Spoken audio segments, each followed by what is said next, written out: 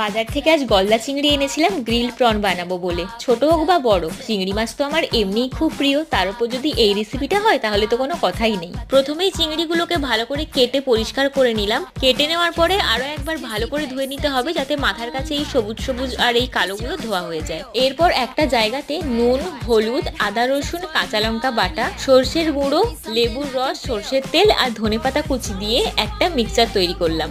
এরপর চিংড়িগুলোকে মশলার সাথে ভালো করে মাখিয়ে নেব, আর যেই মশলাগুলো বেঁচে থাকবে সেইগুলো নিয়ে নিয়ে চিংড়ি মাছের ভেতরগুলোতেও ভালো করে মাখিয়ে দেব, যাতে ভালো করে ভেতরে মশলাগুলো ঢুকে যায়। এভাবেই 30 মিনিটের মতো ম্যারিনেট করে রেখে ফ্রাই প্যানের মধ্যে অল্প সাদা তেল আর একটু বেশি পরিমাণে বাটার দিয়ে লো ফ্লেমে ধীরে ধীরে ফ্রাই করে নিলাম। চিংড়িগুলো সব ভাজা হয়ে গেলে এবার ফ্রাই প্যানের মধ্যে একটু বেশি পরিমাণে বাটার, লেবু রস, ধনেপাতা কুচি, অল্প নুন আর চিলি ফ্লেক্স দিয়ে একটা সস বানিয়ে মাছগুলোর উপরে ছড়িয়ে দিলেই রেডি হয়ে যাবে লেমন বাটার গ্রিলড প্রন।